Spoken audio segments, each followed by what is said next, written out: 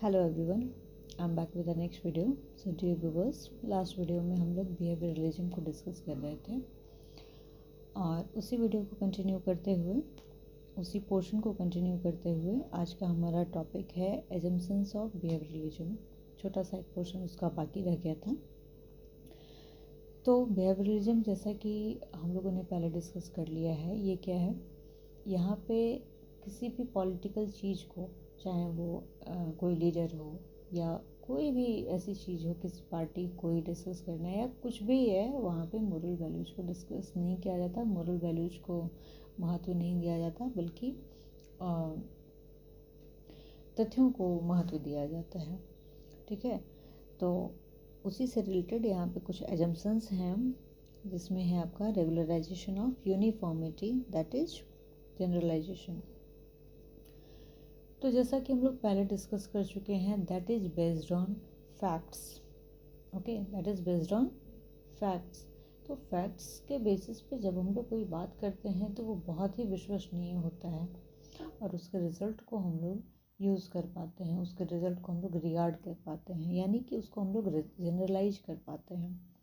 तो वही चीज़ है यहाँ पे, जो भी ऑब्ज़र्व किया जाता है उसको हम लोग जनरलाइज करते हैं अपने पॉलिटिकल बिहेवियर में। फिर है वेरिफिकेशन। अगर कोई चाहे तो उसको रीचेक कर सकता है, वेरीफाई कर सकता है। चूँकि तथ्यों की बात है, there is nothing if and but sorry. तो यहाँ पे चीज़ों को फिर से वेरीफाई भी करके देखा जा सकता है, अगर उसमें कोई चेंजेस नहीं किया जाए तो। फिर टेक्निक्स का यूज किया जाता है, एडवांस टेक्निक्स का यूज किया जाता है, तो रिजल्ट जो है काफ़ी बेहतर, इसके विश्वसनीय हो जाते हैं। फिर है क्वांटिफिकेशन यानी कि यहाँ पे जो डाटा का उपयोग होता है, तो डाटा क्या होता है? डाटा जो है पूरी तरह क्वांटिटेटिव होता है, तो इसलिए इसका क्वांटिफिकेशन किया जाता है, यानी कि ये जो है क्वालिटी की बात नहीं करता, सिर्फ क्वांटिटी के टर्म में बात करता है।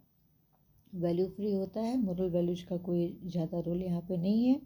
सिस्टमेटाइजेशन है, यानी कि हर चीज़ जो है सिस्टमेटिक वे में की जाती है। जाहिर सी चीज़ है कि एक तरह का साइंटिफिक प्रोसेस होता है, तो यहाँ पे चीज़ें सिस्टमेटिक वे में ही की जाती हैं। क्योंकि साइंटिफिक चीज़ों को हम लोग बहुत ही मैनेज तरीके से रिसर्च करते हैं, इसलिए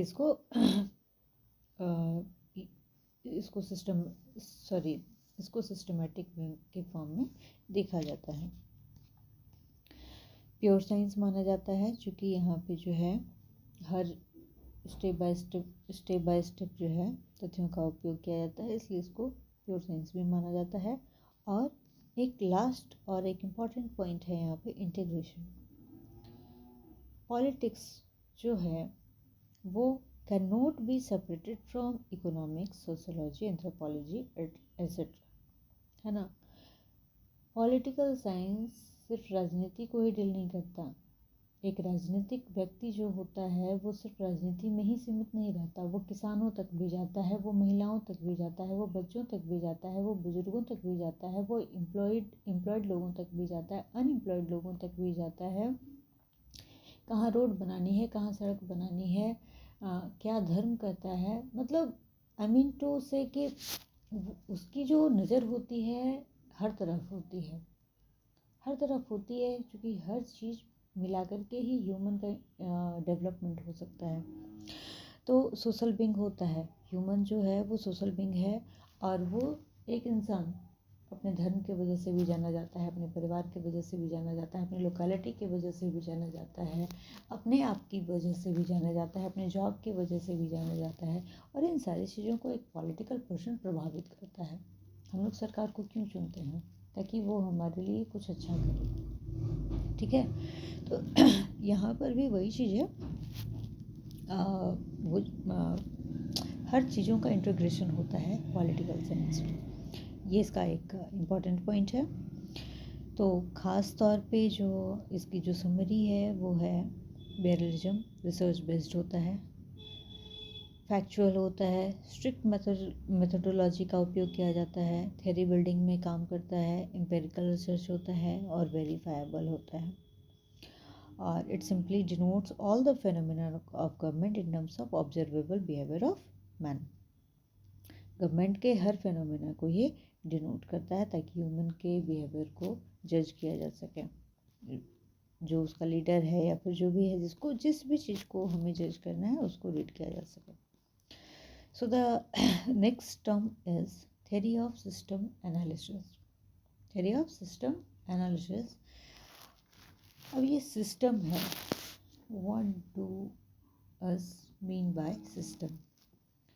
हम लोग अक्सर ये वर्ड यूज़ करते हैं, सिस्टम में कमी है, सिस्टम बहुत अच्छा चल रहा है, दोनों तरह की चीज़ें हम लोग यूज़ करते हैं।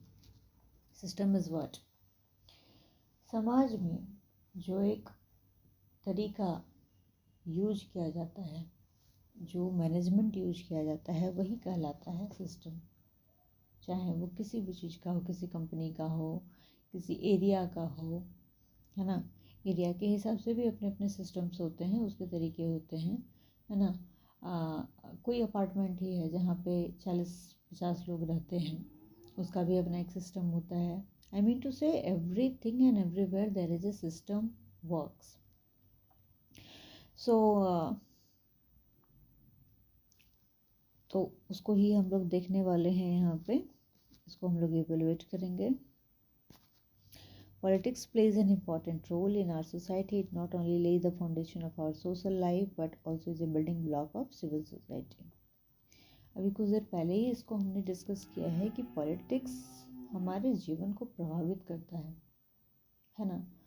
पॉलिटिक्स अपने आप में कोई सेपरेटेड एरिया नहीं है, it is the area which touches all other areas.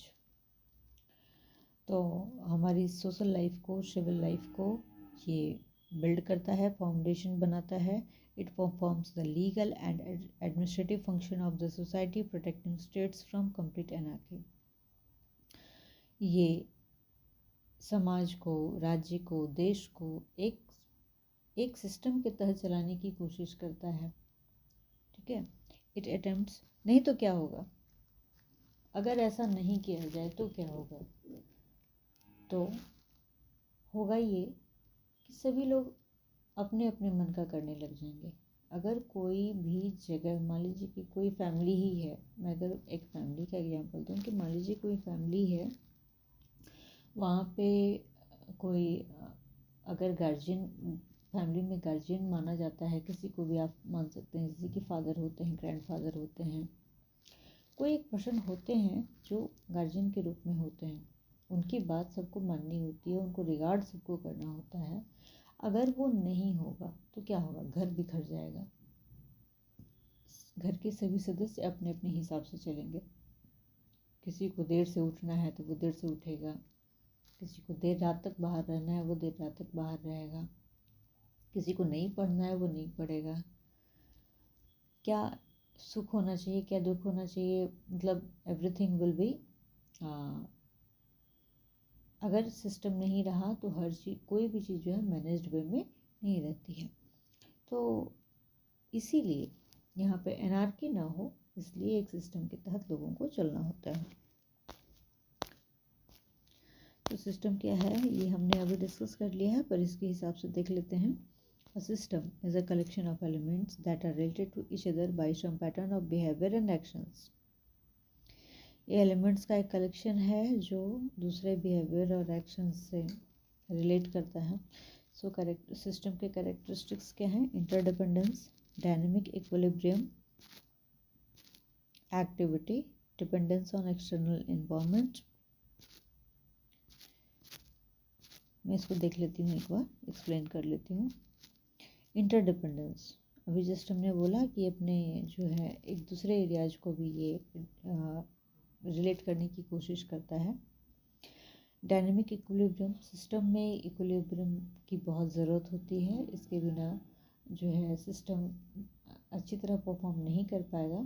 तो इक्विलिब्रियम बहुत ज़रूरी चीज़ है जिसको मान लीजिए कहीं किसी तरह की कमी हो रही है, समाज का कोई एक तबका जो है कमज़ोर होता है, तो उसको हम लोग ऊपर उठाने की कोशिश करते हैं। ये क्या है? ये इक्विलिब्रियम मेंटेन करने की कोशिश है। कुछ लोग बहुत अमीर होते जाते हैं, कुछ लोग बहुत गरीब रह जाते हैं बरसों बरसों तक, तो उसको सरकार उत्थान करने की कोशिश करती है, जिसके लिए रिजर्वेशंस है या तो फिर बहुत तरह की योजनाएं उनको लाभान्वित करने के लिए देती है। तो इस तरह से जो है इक्विलिब्रियम को मेंटेन करने की कोशिश की जाती है।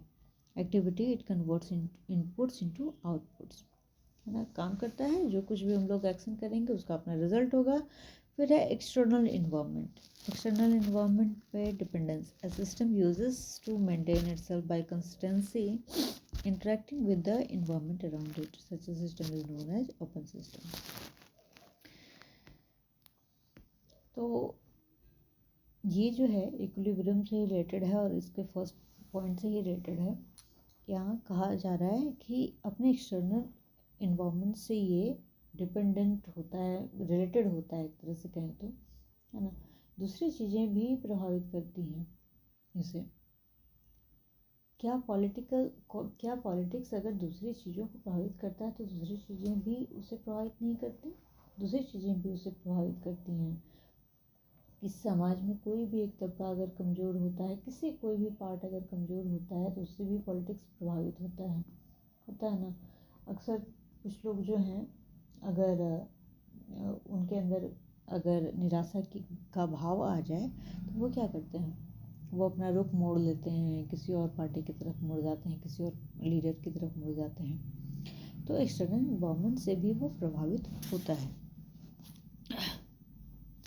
So system analysis is a process of investigating a system, identifying problems. System analysis को हम लोग नेक्स्ट वीडियो में देखते हैं। यहाँ तक हम लोग रहने देते हैं आज के डेट में। अच्छा ठीक है, अब थोड़ा सा समय है। System analysis is a process of investigating a system, identifying problems and using the information to recommend improvement to the system. तो सिस्टम एनालिसिस क्या है? सिस्टम तो हम लोगों ने बहुत देख लिया, समझ लिया। सिस्टम एनालिसिस क्या है? तो सिस्टम है, पर सिस्टम में हो सकता है कि कुछ बहुत अच्छा चल रहा हो सकता है कि कुछ बहुत कमी भी रह रही हो सकता है उसमें कुछ सुधार की ज़रूरत हो। तो ये सारी जो चीज़ें हैं, इसको जो आइडेंटिफाई किया जाता है वो कहलाता है system analysis. This is what process of investigating a system, identifying problems. क्या प्रॉब्लम है उसको आइडेंटिफाई करना, using the information to recommend improvement to the system. System analysis is a process. The purpose of political system is to convert inputs into outputs. Demand and supply, input हो गया और output में उसका decision हो गया। जो कुछ भी पब्लिक से लोग, सरकार से लोग डिमांड करते हैं और आउटपुट के रूप में उन्हें डिसीजन मिलता है। It needs to have a structured and organized approach. इसके लिए स्ट्रक्चर्ड और ऑर्गेनाइज्ड अप्रोच की ज़रूरत होती है। डेविड स्टन ने इसको दिया है। कंस्ट्रक्टिविस्ट अप्रोच है इसका, यानी कि जो है संरचनावादी है, कुछ विकास करने की बात करता है। What and where, how of political operations. यहाँ पे बहुत सारी चीज़ें हैं जो हम लोगों को और भी इसमें डिटेल में जाना होगा।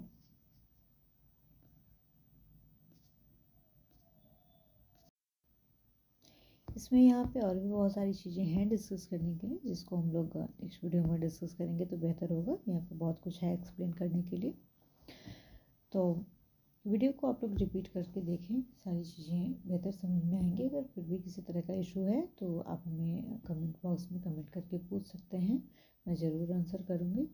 और वीडियो के साथ बने रहें, अपनी तैयारी को दुरुस्त करें। इस वीडियो के लिए इतना ही। Thank you very much.